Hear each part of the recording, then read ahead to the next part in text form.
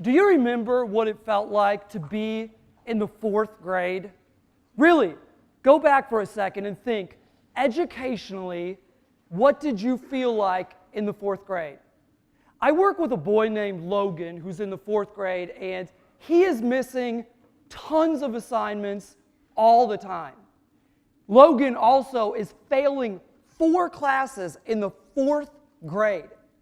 Logan often walks out of school extremely upset, and he often cannot speak for at least 30 minutes before we start tutoring. When I heard what the theme of this conference was, I started thinking about scale.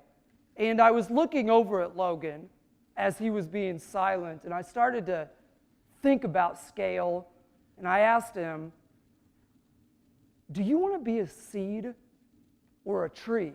I don't know, man. Do you want to be a seed or a tree? I don't care. Do you want to be a seed? A tree, okay? Now, at that moment, he smiled a little bit. And I don't know if he was putting me on or annoyed or was getting the metaphor that I was trying to get at him. But that's scale, right? Taking an idea, a person, a life, from a seed to what one hopes is a tree with strong branches and roots. Now, Logan has the quickest notion to fail of anybody that you have ever met. He literally quits something so fast. If we start something and he isn't doing well, he is out and he's done.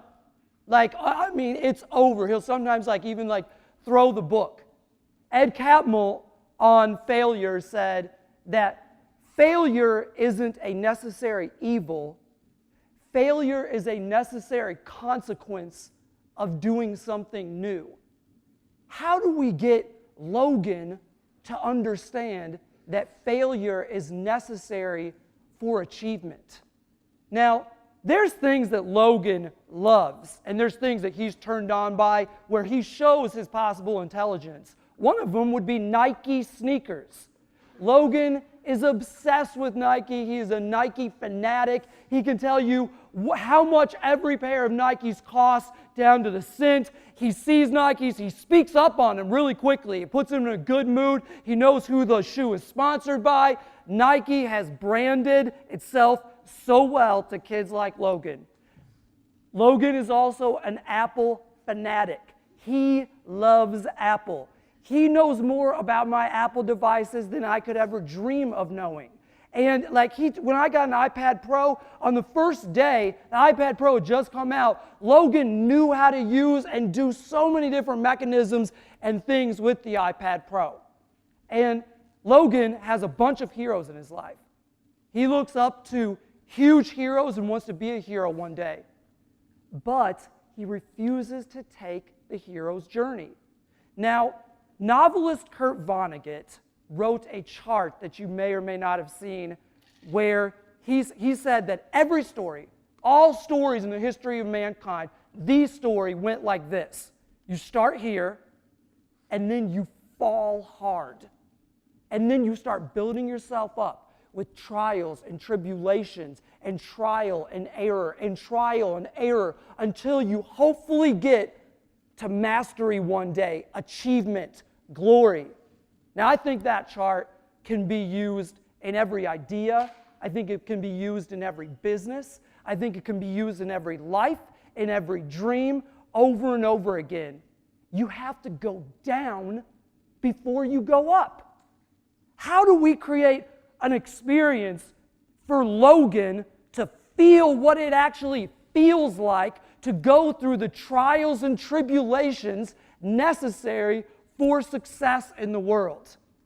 Well, I've spent the last 20 years in over 20,000 hours of theater rehearsals with kindergarten through 12th graders, and I've tried to research and implement innovative education methodologies the whole time, and I'm telling you that a theater of education can give Logan the experience that he needs to understand failure and what the hero's journey is supposed to feel like. Wait a second. You're telling me that a guy who has spent the last 20 years producing various versions of Alice in Wonderland has the keys to solve an education crisis? But theater needs a disruption. We're not talking about creating Oklahoma, the musical for Logan, which is a great thing. The theater needs a disruption. It could be a disruptor if it was done in a new way and taken to scale. What does this theater look like?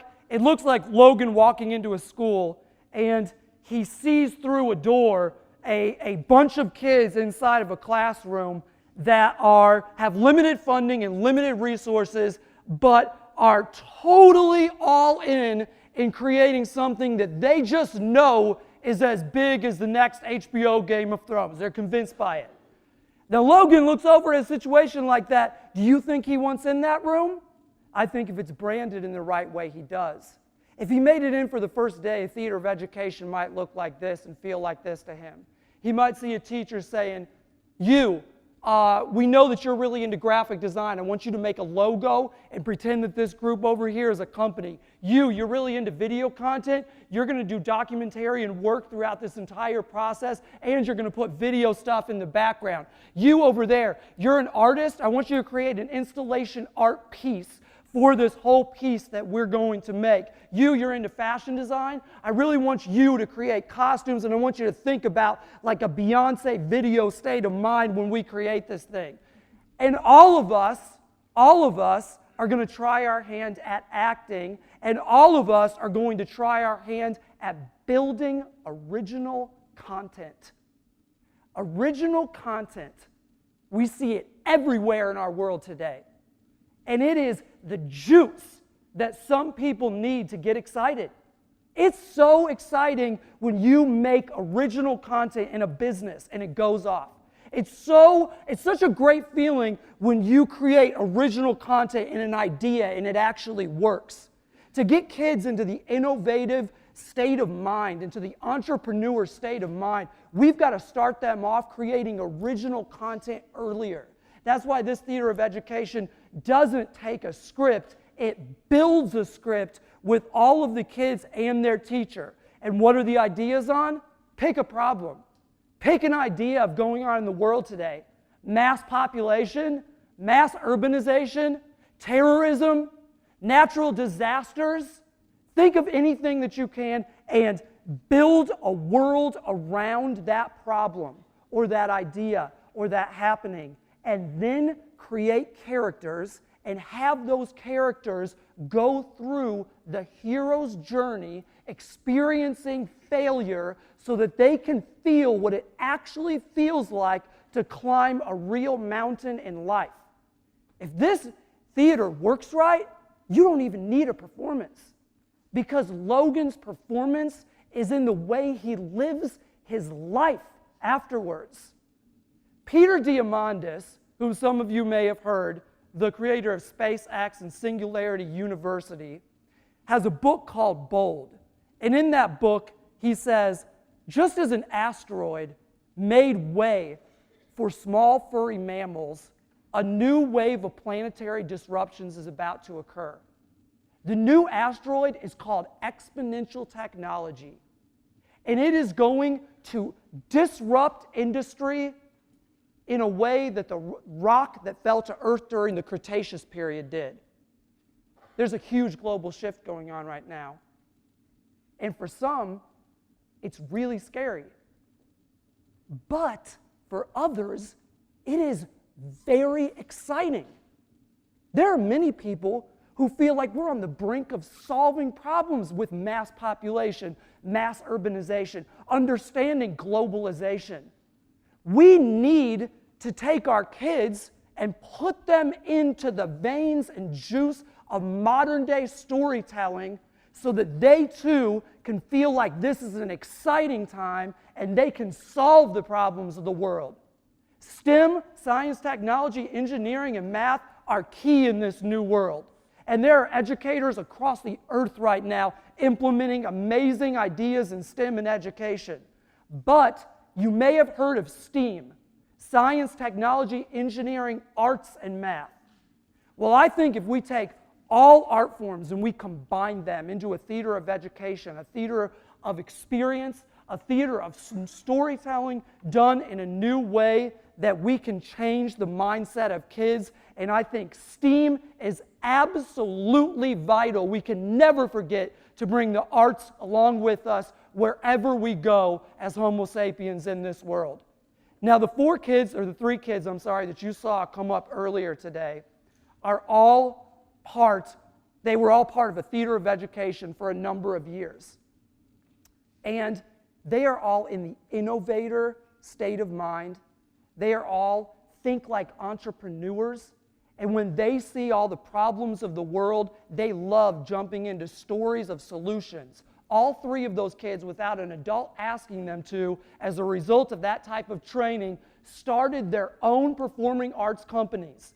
And when you think performing arts companies and kids, you think of a kid at home with their friends. This is nothing like that. These kids have websites. They use data collection with actual real audiences. They have leveraged deals with businesses downtown. These kids hire out and bring on actors and installation artists and graphic design people. They use people to create soundtracks for their work, and it's all original content. They're building their own works or basing some old story to it, telling it in a new way. That is the future. And I am telling you right now, if you think about that type of mindset, STEAM, science, technology, engineering, arts, and math, isn't just an idea, it's absolutely vital. Art can, has, and will save the world. Thank you.